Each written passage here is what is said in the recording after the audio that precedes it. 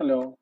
In today's lecture, we are going to discuss about two more of the natural disasters that are landslides as well as the volcanic eruptions. We may be very familiar with the natural disaster landslide because it is quite happening quite often in our land. So, a natural disaster created by volcanic eruption is not that much often or very common in our land. So, we will be discussing another case study from another country. So, we will start with the landslides. So, the term landslides describes a wide variety of processes that result in the downward and outward movement of a slope forming material that includes rock, soil, some artificial fill, or it may also be the combination of this. And the materials may move by falling, toppling, sliding, spreading, and flowing. So, although landslides are primarily associated with the mountainous region, they can also occur in areas that is generally of lower leaf, and in such lower leaf areas, landslides occur at say a cut and fill failure for a roadway, a building excavation, a river bluff failure, lateral spreading landslides, and some collapse of some mine waste piles. And these types of landslides are very common in areas where the area or a hill has been cut by unscientific methods. So there are different types of landslides. Let's take a look on the types of landslide. The first one are the slides. Although many types of mass movements are included in the general term landslides, the more restrictive use of the term refers only to the mass movements where there is a distinct zone of weakness that separates the slide material from the more stable underlying material. The two major types of slides are the rotational slide and the translational slide. There is one more slide that is the block slide we will be discussing here. The first one is the rotational slide. This is a slide in which the surface of rupture is concavely upward and the slide movement is roughly rotational about an axis that is parallel to the ground surface and transverse across the slide. So you can see in the figure, you can see the concave or the curved surface. The next type of slide is the translational slide. In this type of slides, the landslide mass move along a roughly a planar surface with little rotation or backward tilting. So you can see very well, it is very clear from the images the difference between a translational slide as well as a rotational slide. The next type of slides are the block slides. It is a translational slide in which the moving mass consists of a single unit or a few closely related units that moves downslope as a relatively coherent mass. So it's a type of a translational slide. So the next type of landslides or next type of mass wasting are the faults. When we say the term faults, the most common one is a rock fall. It is a sudden fall or collapse of a large mass of material from a precipitous or a higher position. The rock fall occur along cliffs or very steep slopes where masses of rock can detach and begin a free fall, often combined with some bouncing or rolling descent, and no slip plane or a surface of flow is involved in such a rock fall. And they are very rapid, and because of their speed and sudden occurrence, they are often very dangerous. So as you can see in the figure, the rock falls are the abrupt movement of masses of geological material such as rocks or boulders that become detached from the steep slopes or the cliffs, and the separation occurs along the discontinuities such as fractures, joints, or some bedding planes, and the movement occur by free fall, bouncing, and rolling. And the falls are strongly influenced by gravity, mechanical weathering, and the presence of interstitial water, and particularly in the frost condition, the rock fall is a very predominant type of mass wasting. The second one is the toppling failure. The toppling failures are distinguished by the forward rotation of a unit or some units about some pivotal points below or low in the unit under the action of gravity and the force exerted by the adjacent units or by some fluids in the cracks. So they will be detaching as a unit. So the next type of mass movements or landslides are the flows. There are different types of flow that differs from one another in some fundamental ways. The first one is a debris flow. It is a form of rapid mass movement in which the combination of loose soil, organic matter, then a rock, air, water, all will mobilize as a slurry that will flow downslope. And the debris flow includes less than 50% of the fines. And the debris flows are very commonly caused by intense surface water flows and due to heavy precipitation or some rapid snowmelt that erodes and mobilize the loose soil and rock on the steep slopes. And the debris flow sources areas are often associated with some steep gullies through which the first order, second order stream will be flowing. And debris flow deposits are usually indicated by the presence of debris fan at the mouth of the gullies. The fires that denude the slopes of the vegetation intensify the susceptibility of the slopes to a debris flow. The next type of flow is the earth flow. They have a characteristic hourglass shape and the slope material liquefies and runs out, forming a bowl or a depression at the head. The form itself is elongated and usually occur in fine-grained material or clay-bearing rock on a moderate slope and under saturated condition. However, there are dry flows of granular material or can also be possible. The next one is a mud flow. It is a earth flow consisting of material that is not saturated or that is not wet enough to flow rapidly and that contains at least 50% of sand, silt and clay sized particles. In some instances, many of our newspapers have been commonly referred the mud flow and debris flow as mudslides. The next one is a debris avalanche. It is a variety of very rapid to extremely rapid debris flow and which can cause severe damage to life as well as the property. So we just completed the types of landslides. So let's take a look on the what are the possible causes for a landslide. Although there are multiple causes of landslides, the three major causes that can cause damaging or devastation landslides around the world are: first one is water, second one is seismic activity, and third one is the volcanic activity. So landslides and water.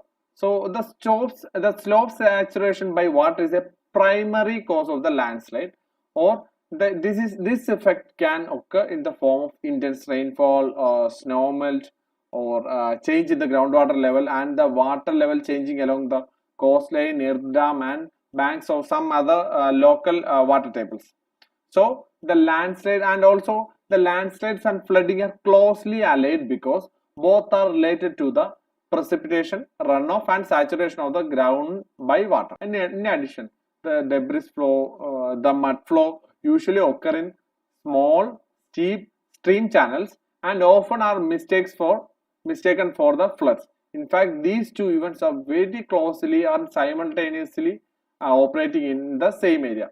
And all the landslides that has been occurred in the Kerala during the past few years are closely associated with the major cause for such landslides that is occurring in Kerala for the last 5 years is the rainfall. And the intensive, not all the rainfall are causing the landslide. The intensive rainfall, when the soil can't bear the amount of water that is precipitated into the soil, then it can cause the load and can cause to the landslides. And also the landslide can cause flooding by forming some temporary dams that block the valley and the stream channels and allowing large amount of water to back up. This causes the backwater flooding, and if some dam fails, subsequent downstream flooding. And also solid landslide debris can bulk or add volume and density to otherwise normal stream flow and cause the channel blockages and the diversions, creating flood condition or the localized erosion in the areas, in the surrounding areas. And the landslide can also cause overtopping of the reservoir, or it can lead to the reduced capacity of the reservoir to store water. And the next cause is the seismic activity. In many mountainous areas that are vulnerable to landslides have also experienced at least moderate rates of earthquake occurrence in recorded time. The occurrence of earthquake in steep landslide prone area greatly increases the likelihood to the landslide that will occur. And due to the ground shaking alone, or the shaking caused by some dilation of the soil material, which allow rapid infiltration of the water, which in turn causes the, or which in turn increases the susceptibility of the soil for a landslide. The next cause is the volcanic activity. And landslides which are due to the volcanic activity are some of the most devastating types. The volcanic lava may melt the snow or the ice at a very rapid rate, causing a deluge of rock, soil, ash, water that accelerates or which flows very rapidly on the steep slopes of the volcano, and that which can cause a devastating effect on anything in its path. These volcanic debris flow, which is also known as the lahars, reach great distance once they leave the flanks of the volcano, and they can cause damage to the structures in flat areas surrounding the volcano. So let's take as a case study of the devastating volcano that occurred in the Pudumala area in 2019. So as you all know, Pudumala is a plantation village near the Merapi, that is 20 kilometers away from the Kalpetta town in the Wayanad district, and it is located around 1230 meters above the mean sea level.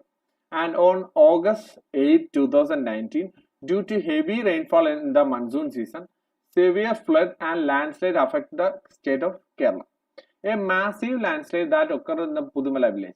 The epicenter of the landslide was around 290 meters high on the mountain, which brought down 20 hectares of land, pushing into the distance of about 2 kilometers. The analysis of the rainfall data showed that in just a span of 24 hours before the landslide, the area received around a tremendous amount of rainfall. That's recorded around 500 millimeters of intense rainfall in that area. And the Pudumala landslide started out one of those smaller landslides which occurred in the deep inside the forest. However, the landslide turned catastrophic because of the soil structure in the lower part was very fragile and soaked in the rain. And when the rocks and soil crushed under pressure, it turns into a huge landslide, and it was observed that a large portion of the hill was collapsed and a huge strip of the valley land was filled with mud, rocks and debris. And some of the major factors for the landslide in this region were, of course, it was high rainfall intensity that results in the soil disintegration. Then to an extent, the deforestation, the shallow soil depth resulting in the water seeping into the cavities, and the soil piping and the cardamom farming on the side of the mountain made the soil very loose, and the vanquishing streamline due to the construction and occupation, the unscientific construction and the mining of the hills, which changed the structure of the soil. So all these causes add to the cause. All these things added to the proximity or the probability for an landslide. And in Pudumala, nearly 100 acres of tea plantation was washed away in the massive landslide, and around 60 people have lost their lives due to this landslide. There were so many economic impacts due to this landslide, and based on the assessment of Soil Conservation Department of the Wayanad district, around 25,000 hectares of area had lost the top fertile soil of 2 centimeters, which would severely affect the agriculture production. Nearly 40 hectares of land was affected by the landslide or this landslip. The soil nutrients were washed away due to the high intensity rainfall event in the region, and as a result of the landslide, Soil covered the whole plantation of coffee and tea of the 300 acres. And this landslide site was a part of the ecologically sensitive Western Ghats, and there were on the list of areas which are vulnerable to the landslides. So let's move into the next type of natural disasters, which are the volcanoes. We are not very common with the volcanic natural hazard. In India, there is only one volcano which is present in the Andaman Nicobar Islands. So a volcano is a mountain that opens downwards to a reservoir of a molten rock below the surface of the earth, or they act as a venue through which the molten magma reaches the surface of the earth. Unlike most mountains, which are pushed up from far from the below, volcanoes are vent through which molten rocks escapes into the earth's surface. When pressure from the gases within the molten rock becomes too great, an eruption occurs. An eruption can be quiet or explosive. There may be lava flows, flattened landscapes, the extrusion of poisonous gases, and the flying rocks and ash that can sometimes travels up to miles of the distance. And the volcanic eruption may be subtle or explosive and can produce dangerous lava flows. Many volcanic eruptions are also accompanied by other natural hazards such as earthquakes, landslides, debris flow, flash flood, fires, and if it occur under the water, or it can occur even trigger a tsunami. And there are typically, and these volcanoes are typically located along the borders of the tectonic plates, which sits on the lithosphere. When changes in pressure and density occurs in the magma chamber beneath the volcano, it can force lower density lava and rock to rise, sometimes explosively. More than 75% of the active volcanoes are within the Pacific Ring of Fire. The Ring of Fire stretches along the western coast of South, Central, and North America, then across the eastern coast of Russia, China, Japan, Philippines, and Malay Islands in the South Pacific Ocean. While many volcanoes are located under the ocean, those on the land can pose great danger to life depending on the proximity to the inhabited area with the volcano. And of course, it is dependent on the intensity of the eruption also. For example, Mount Vesuvius in Italy is a famous historical and modern example. The volcano destroyed two cities 2000 years ago, and today millions of people still live with the close proximity of this active volcano. And the volcanoes are generally classified as being active, dormant, or extinct based on their level of activities. There are different types of eruption that can occur from a volcano. There can be some pyroclastic material, that is the rocks. The hot ash can be released. Lava flow may be there. Some poisonous gas emissions may be there, and it can also have some secondary effects also, such as a volcano can trigger the melting of the ice and snow, which can later develop into a flood or a landslide. And the hot ash release can start some forest fires. So we are taking a case study from Indonesia, Java Island, that is Mount Merapi. So it is located in the Southeast Asia in the country of Indonesia. It is on the island of Java, and it is around 1,700 meter high and has been erupting regularly since 1500. And the volcano is located on the destructive plate margin at a subduction zone, and it is also part of the Pacific Ring of Fire. And the effects caused by this can be divided into primary as well as the secondary. The primary effects are caused directly by the volcano. The volcanic bombs and the volcanic rocks and volcanic gases up to 800 degrees Celsius spreads over 11 kilometers away from the volcano, and the lava flow spreads 3 kilometers down the mountain. The ash that is erupted from the volcano that falls around up to 30 kilometers away from the volcano, and it was thrown up around 5 kilometers into the sky. The villages which were located 15 kilometers away from the volcanoes were under 30 centimeters of ash. And the sulfur dioxide gas which was released during the volcanic eruption was blown across the Indonesia and as far as to the Australia. And the secondary effects were they are resulted from the primary effect, and due to this lava flows and the volcanic eruption, tremendous loss in crops and cultivation has been done to the area. So unlike other natural disasters, this volcanic eruption has got some positive as well as negative impacts.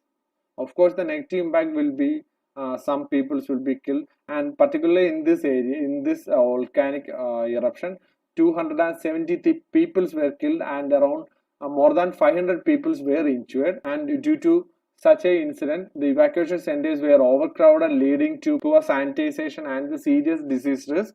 And the peoples, particularly farmers, lost their homes and livelihoods. There were some positive impacts also due to the Mount Merapi eruption. There were the ash from the volcanoes will eventually lead to more fertile soil in the area, and the conservation area has been set up around the volcano where it is unsafe to live. So with this, I am just concluding my session on landslide as well as volcanic disasters.